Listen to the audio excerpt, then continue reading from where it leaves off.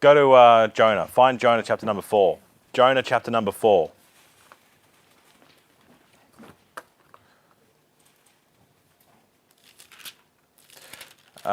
Jonah chapter number 4.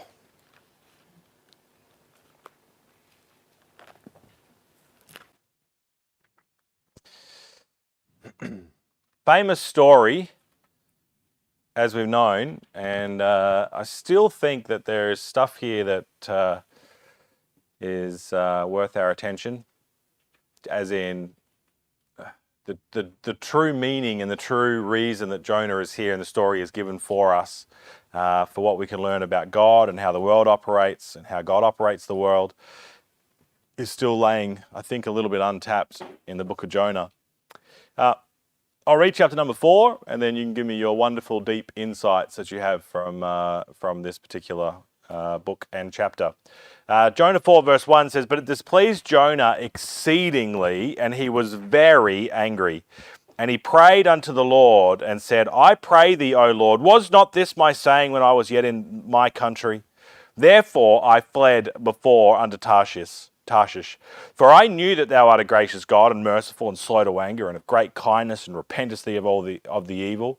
Therefore now, O Lord, take, I beseech thee, my life from me, for it is better for me to die than to live.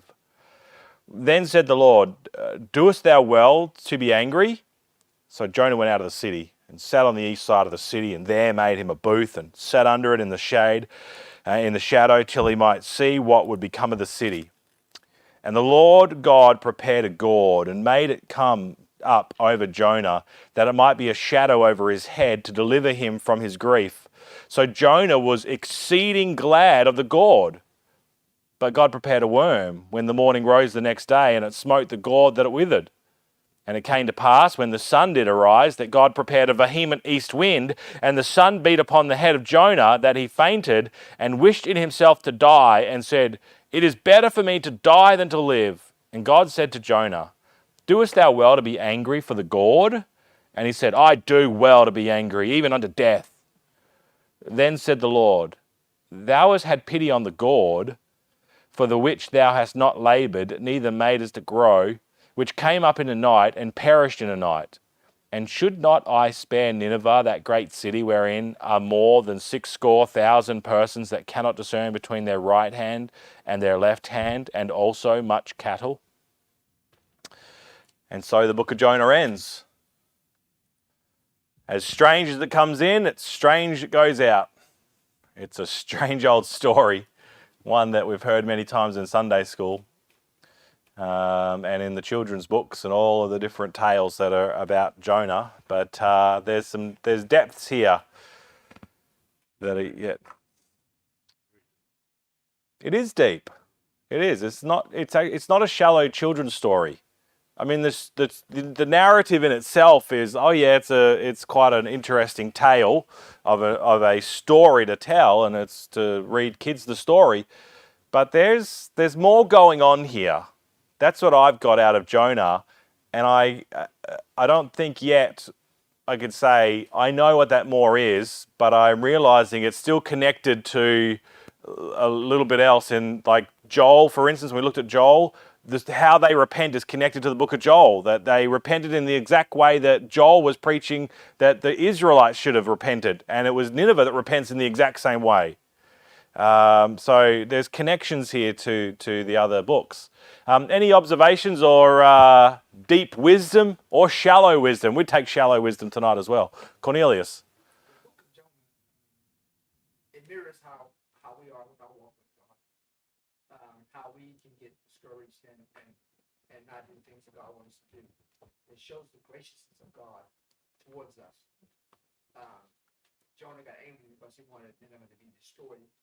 God showed grace and mercy. He forgot how God showed him grace and mercy when he ran to go to Tarshish. God gave him a command, he took off. In chapter 4, verse 1, it says, But it pleased Jonah exceedingly. He was very angry. So he forgot how God was gracious to him. And he just forgot the command that God gave him to go preach. Yeah. And God is gracious to us as well. We need to do this stuff. You too, huh? 3, yeah. Yeah. You notice the things that God prepared? He prepared 4 different things. So notice the 4 different things that he prepared? Yep. Yep. A whale, yep. Well, the great big fish, the gourd, the worm, and the vehement east wind. All say that God prepared the fish, he prepared the gourd, he prepared the worm, he prepared the east wind as well. And no doubt someone is going to tell me the significance of all of that. But it's there. It's another bit that's not just a coincidence. That's not just some arbitrary little details. Those things are there deliberately, and there's truth in those. Those are the sort of things I look at and think, man, this is God's put this here for a reason, for us to pray and seek God and crack it open and to see what it means that God prepared all these things. The worm, yeah. Any other thoughts? Anything tonight? Any observations, Jeff?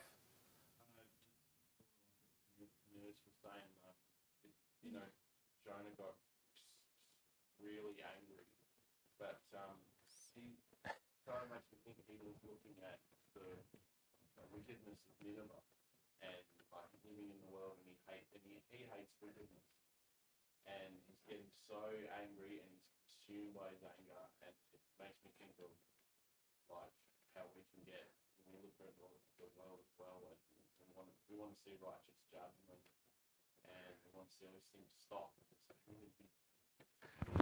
Yeah.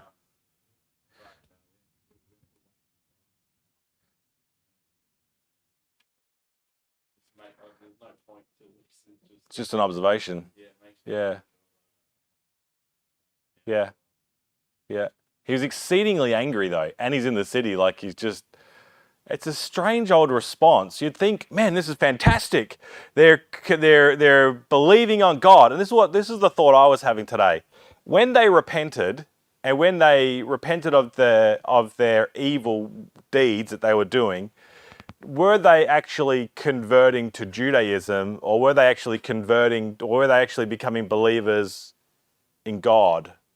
Or were they just repenting of their works that they did and turned away from those things? So because they turned away from the evil that they were doing, God also repented, rather than them actually having wholesale revival. I'm not sure. I actually didn't know. It was a question I was thinking over today. But again, it's just so many strange things that are in this story. What's that? The law is naturally, the natural law of things, for sure.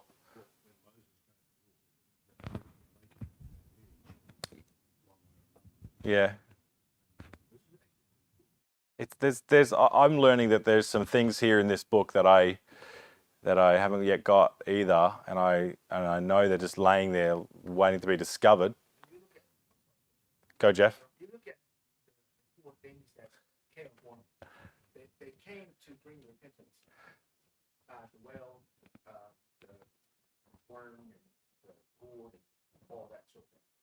You look at the storm hit that boat, right? The people on the boat, they repented of what was going on because they knew that they were going to die. But Jonah, he was just in that frame of mind of like, he just wanted to run. You know what I mean? But God used that to get his attention. And sometimes God's got to get our attention some way, in some shape or form, when we're doing this stuff that we do. Yeah. And it's our attention. But sometimes we have to smack us in the head and say, going the wrong way. Yeah. There's a deeper meaning behind those 4 things. Bit like the face of the eagle, the face of the bear, the face of the lion. They're not arbitrary. They're not just thrown in there just to fill in space. Yeah. Some of the things I'll give you some more of the puzzle that I, seeking God to put together a little bit, the puzzle pieces. You think about Nineveh and you think, right, man, they repented, they got right with God. Does that mean the whole city repented? And you think, man, there must have been a massive turn here where the whole city has gone good. But then, does anybody know what the book of Nahum is about? We're not there yet. But Jonah, Micah, Nahum. Anybody know what the book of Nahum is, if you've read ahead? Well, yeah, the whole entire book of Nahum is actually a prophecy to Nineveh. It's the burden of the Lord. What is it? Nahum calls it the burden of Nineveh. The whole entire prophecy of Nahum is prophesied against Nineveh and its destruction. So here, like it's not a coincidence, and it's not just arbitrary that Nineveh is mentioned. That God is working through Nineveh and highlighting Nineveh's attention to us. Also, like we said last week, that Nineveh is a sign to the Israelites to when Jesus comes. He says they repented at the preaching of Jonah, and you guys have here, and there's a greater than Jonah, and you're not repenting. So it's a sign to them. He says, you want a sign? There's a sign of the Ninevites, as well as Jonah being a sign. So that's laid out there. Jonah was exceedingly displeased, and he was very angry. These are just questions that I have in my mind. Why is it like this? When he prayed to the Lord, was this not my saying when I was yet in my country? Therefore fled I unto the Tarshish. I knew that thou wert gracious God, merciful, slow to anger. But it's verse 3 where he says, now, O Lord, take, I beseech thee, my life from me, for it is better for me to die than to live. Why does he want to die? Because someone repented. Why does he want to die? Why does he want to end his life over someone else getting right with God? I don't know. Like I find that a strange response. Like if someone gets right with God, surely that's a good thing. And if they're getting right with the God of Abraham, Isaac, and Jacob, then he'd be saying, man, that's a good thing where you guys are like us. You're agreeing with us. But in all of it, he says, man, I hate this. I despise it. I want them to die. I want to die. I don't want to see them good things happen to them. It's a strange old response in it all. God says, thou doest well to be angry. So he's happy that he has that response. Oh, I think what he's asking there is like is a question mark there. Hey Jonah, is it going well for you that you're angry about this? Yeah, I think he's more saying he's asking, is it good for you that you're angry? Is this anger really helping anything, Jonah? I think is what he's asking there. But I mean, it's like, why is he angry? Like, why is he angry about this? I still don't know the actual answers to it all. I can say this though, something I forgot to say last week that I'll mention here. Chapter 3, verse 1, it says, and the word of the Lord came unto Jonah the second time, saying, I remember Pastor Gaddis, who's now pastoring Southwest there in where I went to and attended when I was in the US, but he came on staff when I was there, and he came as the college and career director, and he was about 28, 29, because I remember he had his 30th, so he was about 29 years of age then. And he was pastoring a church in Missouri, outside of Springfield, Missouri, just a little church there. And Pastor Davison was sort of on the radar there, and Pastor Davison asked him, he said, look, I'd like you to pray about coming on staff here at Southwest. And he was like, oh, and he said no to him and said, look, I'm happy pastoring, doing what I'm doing here. I don't want to sort of go into that sort of role at the college and career director. And he says, thank you, but no at this stage. Anyway, he said he couldn't get away from the thought, though, as much as he said no, he couldn't get away from it. And then he said his car broke down. He broke down in his car, and he was just gone to the Christian bookstore, and he had a flat tire or something, and he was waiting for someone to come fix the tire or whatever the situation was. And the book that he bought was a little children's book of Jonah. And so he's sitting in the car just reading through the brand new book that he got for his 1-year-old, Tyler, and this little children's book. So he's reading through the book of Jonah, the children's story, and then as the story's being told and whatever the children's book was, it says, and the word of the Lord came unto Jonah the second time. And he says, right as he was reading that, his phone rang. And it was Pastor Sam Davison saying, hey, Brother Gaddis, I just want to just ask you again if you've been praying about coming on staff here at Southwest. And he says, God used that, even the children's book, and used this passage. And the word of the Lord came to Jonah the second time. And now he's pastoring Southwest Baptist Church. He was on staff there for 7 years, and then they handed over. He took over after Brother Davison resigned, and he took over. And now he's pastoring there for the last 10 or 12 years. But again, God uses these things. The word of the Lord came unto Jonah the second time and got his attention. And I love I love this as well. I know this is from last week, but I've just been thinking about it in verse 2. It says, Arise, go unto Nineveh, the great city, and preach unto it the preaching that I bid thee. Man, that's what preaching ought to be, is the preaching that I bid thee, is getting alone with God and saying, God, what do you want? What do you want the people? What do you have for the people? God, tell me, get what is the preaching that you bid that the people hear? Cal's laughing because I showed him this thing today, and I came. You've probably seen it on the news. The chat bots, right? It's the latest technology of the internet. It's the brand new fancy thing, and it'll be mainstream within a few weeks. I think Google is about to hit the launch on their thing. So right now, when you do search engines, right, you type something in, it'll link you to a website. And so you'll go to Wikipedia, you'll go to this website or that website. That's how the searches run. This new chatbot understands language, understands the context of words, then collates all this information from the internet and puts it into a paragraphed answer. So, but this is how freaky it is. So you can write in, and this is where I was using it because I was doing Maddie's year 7 HAS for Sumerian civilization. So I was like, oh, I'm going to try that. And I was like, 300 words, give me an overview of the Sumerian civilization. It just starts coming down. All of the ancient, in like a proper written form, there's this whole paragraph about ancient Sumerian that the internet has collected, and it's happening in real time. And then I started experimenting, like asking it different questions and doing this. And then, of course, because I was in my office, should have been studying for Sunday, I thought, I wonder if this works for sermons. And so I typed in, write a 3-point outline on the God of this world, because that's when I thought I was preaching on the God of this world. And I tell you what, it just went before my eyes. And it was this amazing outline that actually was like, that's actually from a purely structural perspective, that's actually pretty good. And then I was laughing. I contacted Josh because I knew on a Saturday afternoon what he would be doing. I said, Josh, tell me in a sentence what you're preaching tomorrow, and I'll give you an outline in 30 seconds. And so he gave me what it was, and I typed it in, and then down it came. And he was preaching out of Acts about the mouth not matching the heart, about saying things, but you're actually in your heart, you're not walking with God.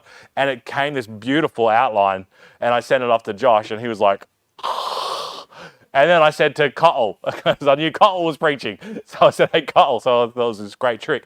And so I said, Cottle, tell me in a sentence. And he said, Jesus is the good shepherd. Yeah. Something about Jesus and being the good shepherd. So I typed it in, and it came out with another fantastic outline over Jesus being the good shepherd.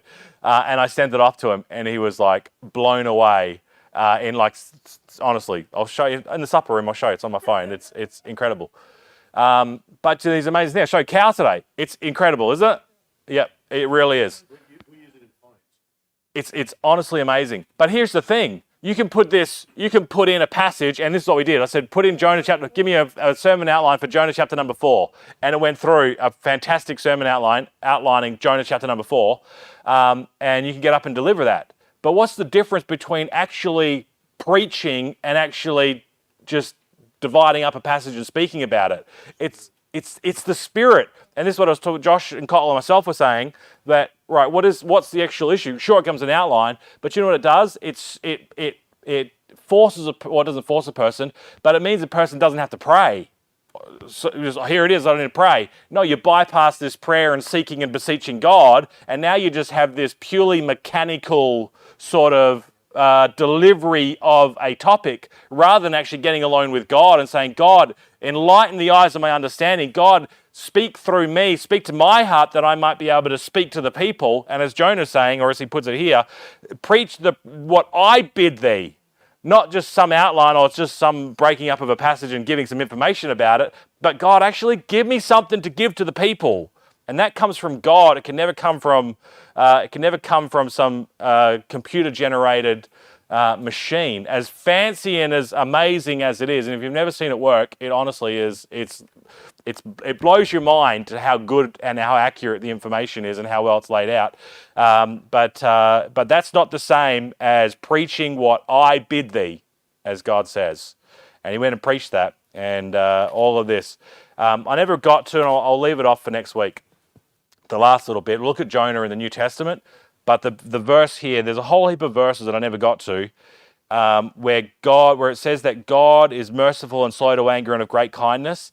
That is mentioned many times in the Old Testament. It's what the Jews, is one of the key things that the Jews held to in their understanding of God, because God gave that to Moses. It's what God is saying about himself. And so Jonah, they all know it. Nehemiah makes mention of it. Jonah makes mention of it. The prophets make mention of it. Chronicles makes mention of it. Solomon made mention of it. All about God is gracious, slow to anger, and he will forgive, and he's merciful. So that's their understanding of God. And I was trying to get there tonight. I didn't quite get there. But really the point is that, that God is merciful. The second point is God is merciful to sinners. And thirdly, that God is merciful to sinners, and we ought to be also.